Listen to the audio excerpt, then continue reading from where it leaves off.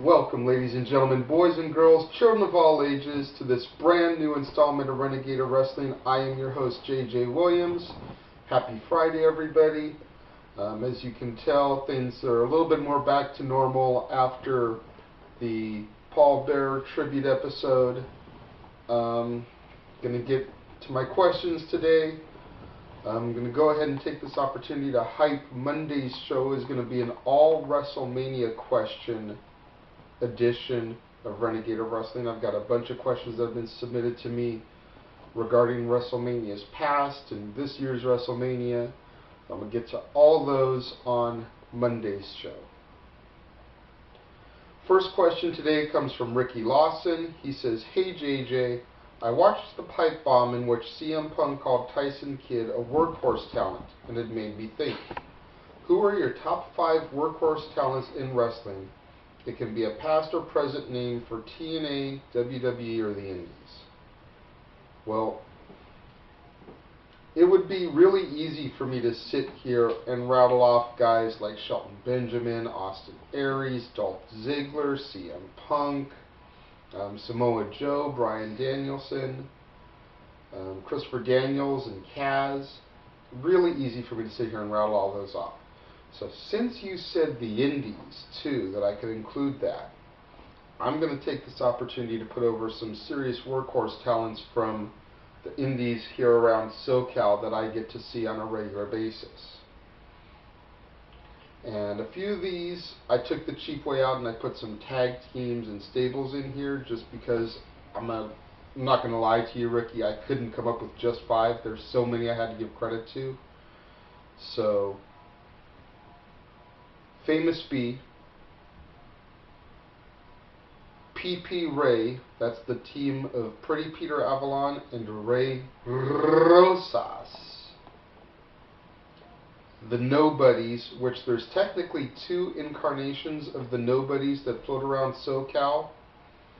You have Pinky, the leader, not the Pinky you see on our channel, but a different Pinky. Angel and Luis, those 3 are Nobodies regardless of which incarnation you're talking about. And then you've also got, in Battleground Pro Wrestling, Freddie Hellmuth. And then if you go to Championship Wrestling from Hollywood, Freddie is not there, but you get Hector Canales and Brian Weston. That stable of guys, very much workhorses. I mean, you see them at just about anywhere in SoCal that is doing a wrestling show. Whether they're there helping to set up the ring, hoping to get booked, or they're already booked on the show. Those guys are always there. In addition to the Nobodies, I have the Working Dead, which in SoCal is B-Boy, the New Age Punisher, Chris Cadillac, Tyler Bateman, and Raids. Again, all 4 of them, they've been traveling the road from SoCal to NorCal, defending SoCal's honor recently in matches against guys from Devil Mountain Wrestling and Hood Slam. So they've been seriously out there. You know, B-Boy, I know, resides in the San Diego area, so to go from San Diego to Oakland monthly to do some shows, that's a hell of a trek. And number 1 on my list, anybody who's heard me talk about SoCal Indies should not be surprised. This guy is the top of my list, and that's Mikey O'Shea. Yes, he's a buddy of mine, but he's a serious workhorse talent. I've said before, the best big man on the indie scene today, possibly in the entire wrestling game today. Between his agility and his stamina and his moveset, Mikey O'Shea could be big if WWE signed him. Next question from I Drink Lots of Beer. Do you think John Cena can ever be taken seriously as a heel by the internet wrestling community after being the Super Cena babyface for so long? Also, why does WWE not put a number on the length of a title reign? I mean, Antonio Cesaro has been champion since last summer, and no one seems to give a damn about how long he's held it because it's the mid-card title. Whereas everyone was licking Punk's ass when he was champion for 430 some odd days. As far as Cena being taken seriously as a heel by the internet wrestling community, I do think he can be taken seriously if WWE goes about it the right way. I think WWE has missed a lot of opportunities to turn Cena heel. I still say to this day that the best opportunity they had was right after he came back and won the Royal Rumble from the number 30 position and went on to WrestleMania. He won the title and he could have been like, hey, I didn't do this for you. I did this for me. Y'all been booing me for the better part of the last however many years at that point. I didn't do this for y'all. Fuck y'all. That would have been the opportune time to turn him heel, in my opinion. But I do think he can be taken seriously if it's done right. That's the key. And with Triple H being the creative mastermind behind the scenes now, or so it seems, I think Triple H knows how to get the most mileage out of a serious John Cena heel turn. Look at how great Triple H's runs were as a heel. Who better to have him coached? Who better to coach him right now than Triple H and even Ric Flair? Not necessarily on camera mentoring like an Evolution, but just backstage, giving him feedback as to how to handle it and be serious.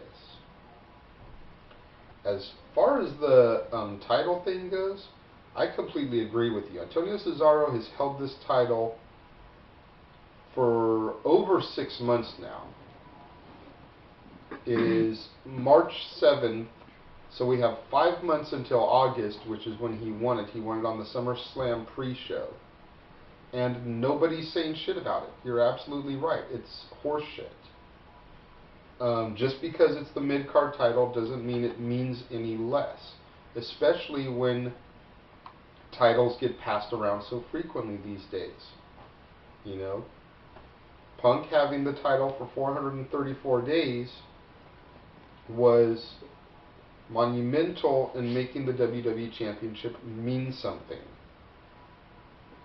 Excuse me. Antonio holding it for as long as he's held it is bringing some pride and prestige back to the United States title. They need to make a big deal out of it. Not just the fact that no American can beat him for the title.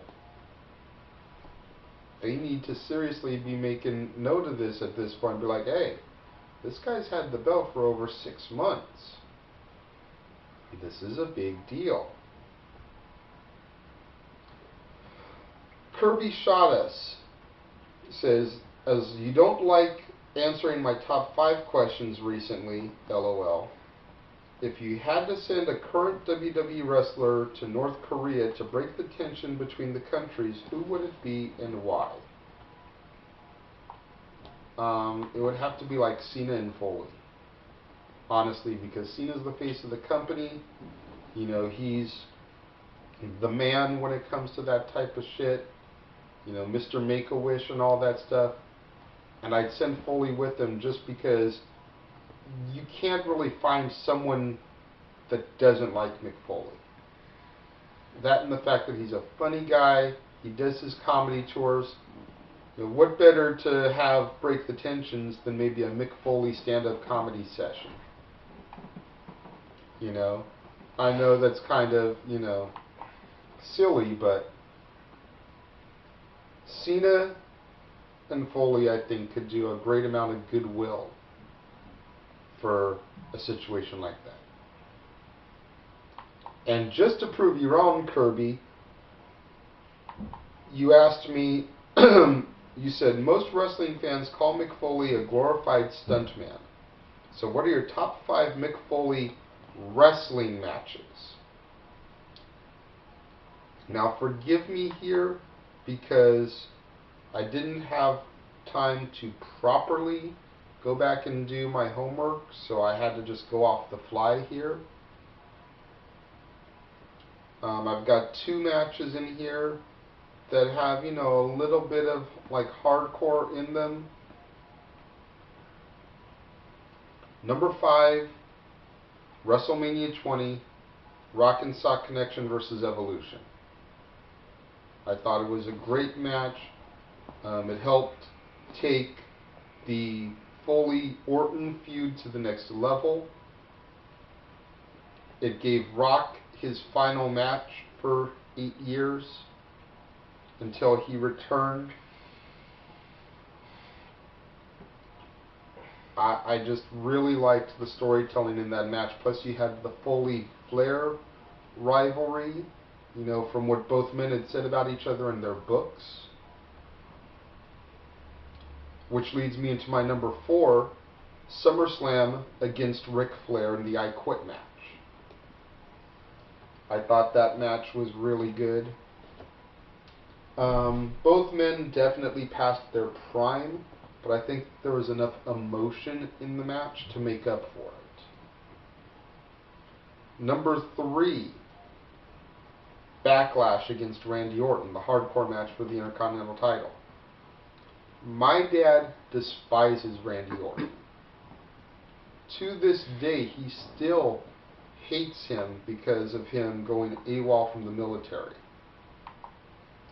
But my dad called me up at work because I was working that night after watching that match and told me that Randy had earned his respect. And that says a lot about that match to me. Yes, it was hardcore rules. Yes, there was thumbtacks and barbed wire and blood. But it didn't start off that way. Number 2, Rock Bottom against The Rock, obviously. And number 1, Mind Games against Shawn Michaels. Even Mick Foley himself has stated that that is his favorite match of all time. And the last question I have today comes from Pairing78. He says, "Hey JJ, when do you think the Big Show will retire and who will his last match be against?" Hopefully the Big Show will retire soon. He's kind of lost his novelty act flair, if you will. You know, even as the monster heel that they're pushing him as, they're not pushing him any kind of like serious feud right now. We thought we were seeing something pretty big, but then they hit the brakes on it. I'd like to see his last match be against either Kane or Undertaker, but Undertaker more than likely is going to be going out this year or next year. So I don't think that will happen. Kane seems like it's a little bit more realistic.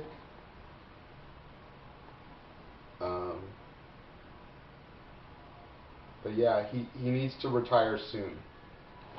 He's one of those, it's like the last of the Attitude Era that's still lingering around. So, there we go. That's it for this week's installment of Renegade of Wrestling. I believe we have a couple of specials coming up this weekend. I'm not exactly sure which day each one will air, but I believe that Pinky's going to be bringing us an In the Pink over the weekend, and Statboy may or may not have a special, more wrestling-related episode of his show this weekend also. So until then, and until next Monday when you'll see my ugly mug again, I'm the Renegade of Wrestling, JJ Williams. Thank you for watching, and we will see you next time right here on the Casa D18 Studios channel.